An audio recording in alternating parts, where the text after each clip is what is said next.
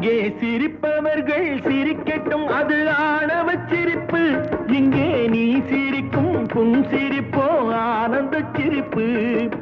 நல்ல தீர்ப்பை உலகம் சொல்லும் நாள் வரும்போது அன்று சிரிப்பது யார், அழுவது யார் தெரியும் அப்போது. அங்கே சிரிப்பவர்கள் சிரிக்கட்டும், அது ஆணவ சிரிப்பு, ஆணவ சிரிப்பு.